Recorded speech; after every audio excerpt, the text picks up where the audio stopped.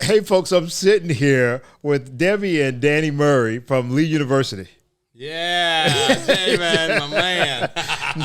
Now, not only, first off, this is Dr. Debby Murray. What is your official title at the school? I am the provost and vice president for academic affairs. Come on now. That's not smart and important. It's Mr. and Dr. Murray. And that's the honorary Mr.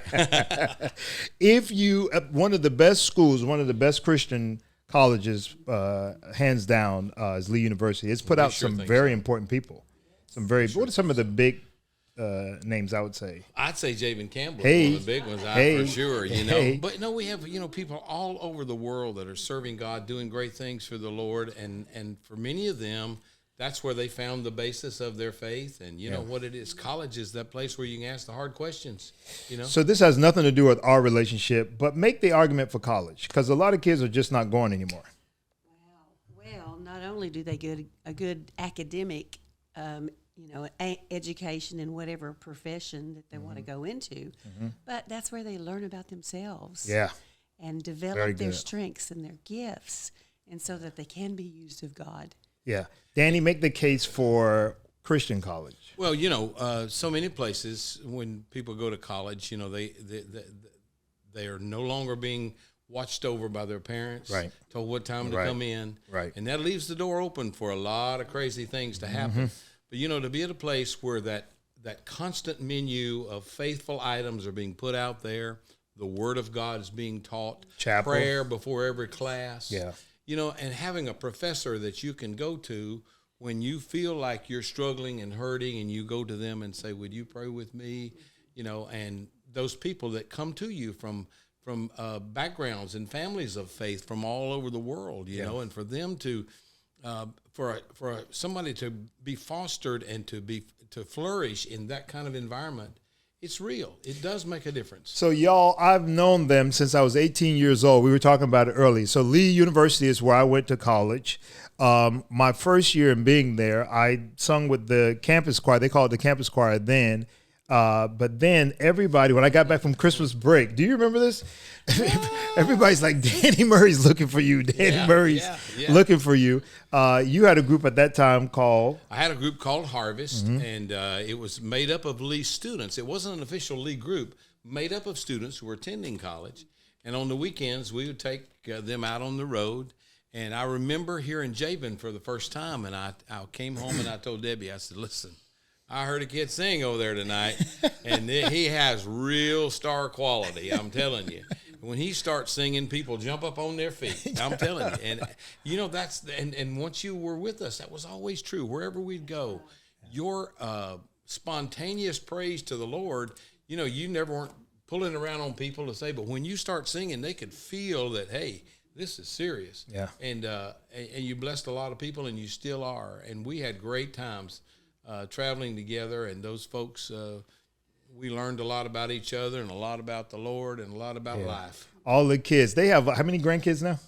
11, number 11 on the way. 11 on the way. So when I was singing with them, they had 4.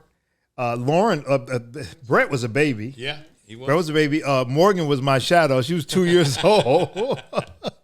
It is you were amazing. her hero. Yeah, so it's amazing to But Javen, today people will run the kids, and they'll say when they graduate or they start their families, they say, "Tell us something about raising kids." And we didn't know anything about raising kids. Wow. Here's what we did know: we kept them with us. Yeah. The basic rule was, if they can't go, then we don't. We can't go. Wow. So when we That's loaded very up true. the bus with college kids to go around the country and sing, we put our kids right in the whole middle of family. it. And it was great effect on them. Great mentors to our kids.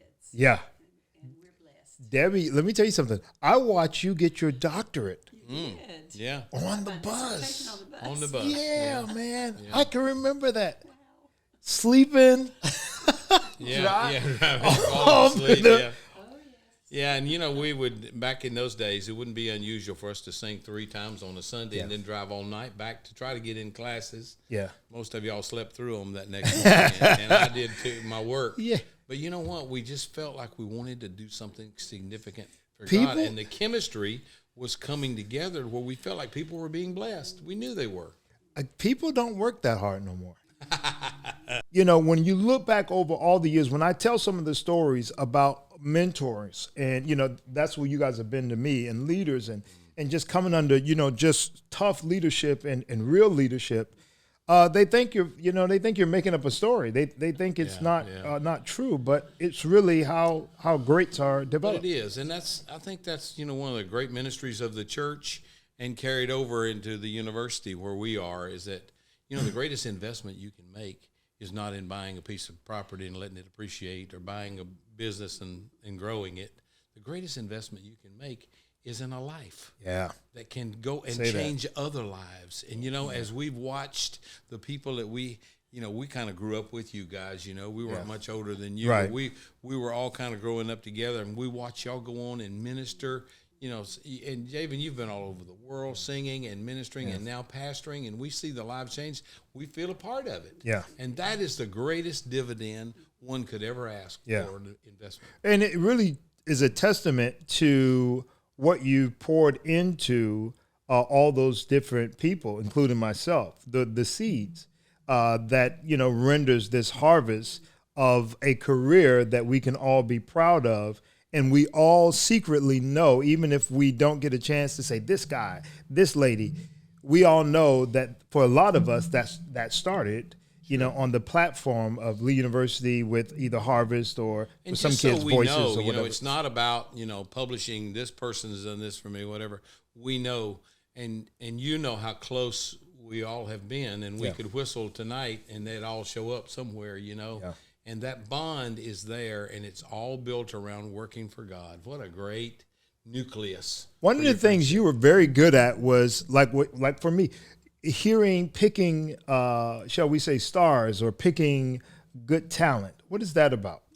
Well, you know, it's all about potential. We're never looking for anyone who's arrived. I always tell, you know, some kids show up now to audition, and they already got their press kit. You don't need me. Hey, just send me your no. But it's about seeing that person who has the hunger to do something for God, recognizing the talent that can be honed and polished. Mm-hmm. Of course, you know, a lot of people don't want to put the work in it takes to do that, you know. Yeah. We live in this microwave world, and people watch American Idol, and they think you go out here and sing 8 bars and become a star. It's not about that, and we know, and you know, promotion doesn't come from those places. Promotion comes from Him. Yeah. And when He wants to put you a place, He will put you there. But giving young people a chance to just push them and you know, and telling them the hard part. I mean, you know what it's like in athletics. If you're playing ball in college and you're going on to the pros, that's a whole different level. Yeah. You know, and somebody, well, my mama said, as long as I do my best, sometimes your best's not good enough. Sometimes you got to up your best. And Danny going to tell you. And I'm going to be the one to share that with you today, you know. But you know what?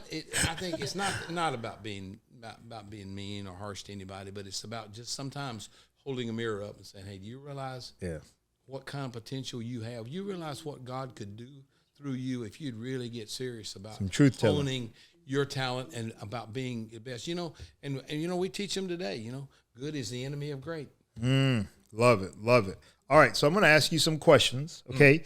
I want you to give me full transparency. This has to come from you and you, all right? So let's talk about, first off, what makes a great performance. Let's try to help some people.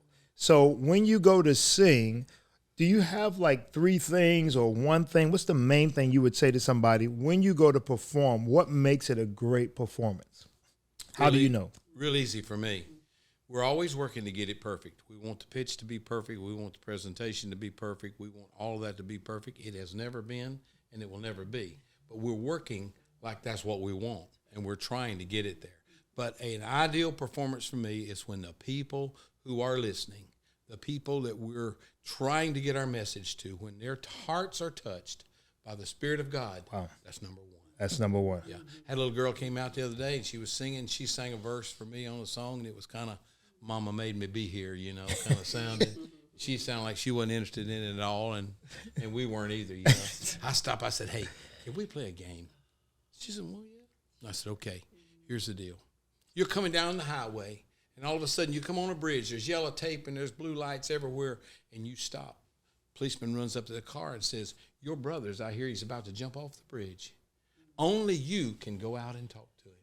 And the only thing you can say to him are the words of that verse. Wow. That's a great way to put that. Now let's go back and sing it again. Yeah. Man, we went back and started singing. Big hot tears popped out of her, and it moved Killed it. everybody in the room. It's a great way to inspire somebody. You know, so what we got to think about is how can we get to the heart of the people that are hurting? You know, who cares if you can sing 40 parts and sing them all in tune? Yeah. The point of it is, can you touch my heart? My needs are so basic. Yeah. When we go to church, you know, it's just so basic. I just want you to bring me into the presence of God. If I can feel the presence of God, I'm happy. You're happy. You know? Debbie, what would you say? Well, I would say Danny would agree with this, but first you have to prepare for the performance, and they prepare. Wow. Yeah. They rehearse every day. So you got to prepare that's and make sure the audience That's right. feels. That's right. presence. Communication to the audience. While you're communicating to God, of course. Yeah. Letting God use you to reach people in the audience. That's so important. Yeah, I totally agree. What would you speak to the issue? Let's talk about just music for a second, because we see people, and you're always good at selecting the right songs for Debbie, for her voice, selecting the right song for myself, and just different people. How can you, if you're, if a singer is listening right now, because we know they're picking some bad songs for themselves, right? Right, yeah. How do you know what song is best for you? Is there a chemistry to that? Is there a way to know that? Once again, if it moves me, I believe it'll move other people. You know? As a singer. As a singer. And if you really can't put your heart in it, if it can't come from deep within your soul, you're probably doing something that's superficial and it won't have much lasting value. Got it. So, you know, when we listen, a lot of times we pick songs and I've liked them on a superficial level. And then when we get them out, and we've rehearsed them, you know, for weeks and weeks and never publicly performed it. And it's because I could never really just feel like we were putting our heart and soul in it. It wasn't moving me. And I say if it don't move me, it's not going to move the audience. Got it. Anybody else. Got it. People are so, you know, we had a wonderful thing to happen. We had, you know, with a couple of videos we put up. And this one video we put up at 64 with the Voices of Lee, 64 million views on Facebook. You know, and it's not about that. It was about the mail we got and the emails. The emails were just marvelous. This lady said to me, she said, you know, my husband, all he can do is talk about dying every day, all day. I'm not any good anymore. You don't need me. I can't do anything. And she said, I saw this song and it moved me. Wow. And I sat him down. I put the computer out there and said, you're going to watch this. Wow. And then she said these words, and when I shared it with the kids, I felt the presence of the Lord. She said, it changed his life. Wow. Well, you know, music has that kind of power. Yep. And the enemy knows, the world knows it. Yeah. Right? Yeah. They're using music everywhere you go. Yeah. Right? Yeah. You get on an elevator, where do you go? Trying to calm your soundtrack nerves. of life. You know, they say that during the hours of 9 and 11 in the morning in the grocery stores that they used to program Michael Bolton singing, when a man loves a woman. You know why? Why? Well, they take their kids to school, and then they're going through the shopping. You know? Interesting. So for the housewives. And so the housewife shopping. Yeah. Yeah. He loves me. He loves Doritos. He loves me. He loves me. And they'll buy more groceries. Well, that's manipulation. We got to be careful that we're not involved in that. Yeah. That has no place in the church. Yeah. Inspiration does. Inspiration does. But not manipulation. But to be able to do something that inspires people to get closer to God. Yeah. Ooh, yeah. That's good. So once you know, if it moves you first, okay, then chances are it's probably a good song for you to do, because then it'll move you. You got anything to add to that? I don't. I think he said it all. He said it all. Let's talk about bridging the gap between races and cultures.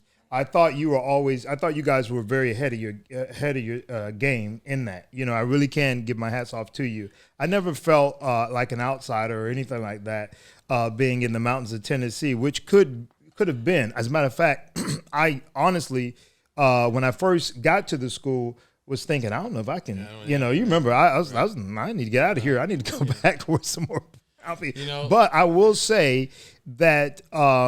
Not that I didn't have challenges, you know, around there with some of the people and whatnot, but I know with you guys, with your family, with yourself personally, there was always it just wasn't an issue. It was just all love. How did you I want to hear from Debbie first. Danny, you talking too much. You letting? She's the brains. I don't know. No, but how you guys growing up in Tennessee, how did you know to be that advanced? Because I feel like you really were compared to your colleagues. Yeah, well, I Real don't talk. think it's anything we did deliberately. It's just, it comes from our hearts and from God. Yeah. We loved you always. Yeah. Yeah. Oh, my goodness. That's the word, love. Love is going to wash away any of the pretensions, any of that stuff that's going to keep us apart. Yeah. If I love you, you don't have to qualify. Yeah, it's good. You take a real friend when you're with a real friend. I always tell people, when you get together with a real friend, you're not spending time trying to get reacquainted. You just pick up where you left off. Yeah. That's and right. It's authentic love, and you can feel it. Now, people, animals sense thing, and we do as people. We know when you're for real and you're not for real. We know when you're putting on, and we know when you're not. And you can tell when someone is reaching to you, and it's like, yeah, well, that's just superficial. Yeah. Or it's coming from the heart. Yeah. And at some point, we had a breakthrough, and we believe in each other, and you knew that we loved you as part of our family. Yeah.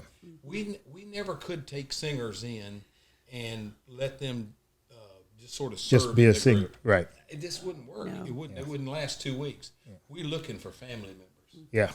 And that's the way we consider you today. That's part of our family. That's right. I agree with that so very much. Oh, my father passed away my second year at Lee University. We were talking about that. They came down for my dad's funeral. I remember so well. I remember praying to God during that time, and and I remember God saying to me, "I'll put people there to help you.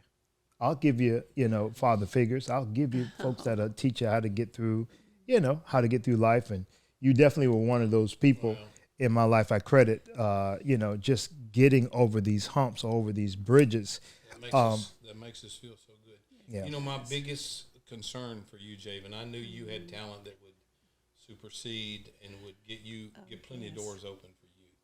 I could see that from day one. My concern for you was that you would love the church. Yeah. Because you got hurt in the church. Yeah. Early on. That's good. And I was hoping and praying that you'd find a way. I didn't know that. To love the church, and the church is always going to be there, and it's going to be good for us. But we get skin up around there sometimes. Yeah, it's not perfect. But we can always go home. Wow. And now to see you serving and pastoring, boy, dude. This might be your fault. No. But it does our heart good to see you love and Golly, I never knew that. Wow. Yeah. Wow. All right. So, quick funny. Tell the story when we went to have to sing in prison. We're about to wrap it up. Y'all gonna love this. This is a true story, by the way. I told this one all over the country. Yeah, he tells this to this day. So we're on this Chuck Colson tour where they're gonna do 100 prisons in the state of Texas in one day. And everybody that could sing or play, Phil Driscoll over there played at this one prison, and we're over this. So we end up in a maximum security prison, Marshall, Texas. What in the world? First off, yeah. So we didn't know what we were gonna do, and they bring these guys out there, and they're all looking at us like, "What are y'all doing?" They looked at us and let me say this for the record: we did not have a set list, so the set list was in his head. You never knew what you was going to sing, when you had to speak. I mean, it was just. But I did have a pattern because we'd usually come out and open with a good spirited tune, maybe two, where they kind of see what we were about. Yeah. And then early on, I would usually throw it to Javen. Somebody he could always have something. He would ignite that crowd, and he could connect. Okay, so let me jump in right here. And so one of the first things I learned, this is 18, 19 years old. One of the first things I learned is always know what the first thing is. Yeah. So talk about public speaking. Always know your first line, whatever that is. Know your first line. So I had a first. It worked every place, but this day, So we come out there, and those guys, I thought we got a pretty good reception on the first couple of songs, and some of them clapping and looking pretty good. And I said, Javen, say a word for the Lord. He said, how many of y'all glad to be here today? Not in the prison. They not glad to be. And Oh, they my all God. looked at us like, y'all need to get out They of started here. grumbling. I thought they you were going to could come hear up there the and rumble. rust. Hey, what you mean by that? Yes, church, we've come a long ways. Oh, yeah. Yes. We've come a Some long great ways. times. Well, That's what we congratulations to you. They are just getting ready to officially open the Debby Murray Studio learned. Wow, how about that? Yeah. at Lee University. How about that? Talk about that right quick before we wrap up. Well, we're so excited. You know, there's a communication quad where we have these 4 buildings, and they're all wired together, and you can do a recital in one. But we needed a recording. serious recording studio for our music business students. You know, and so we have individual labs where they can go in and work on their projects. We have a big room where they can, bring orchestras and jazz groups or whatever in there, and it's a beautiful, beautiful state-of-the-art thing. And I got so many friends that I'm thankful that have, given enough to that. And Paul Kahn, who, we've served with for many, many years at Lee, and he's such a genius at building around there. And, Great leader.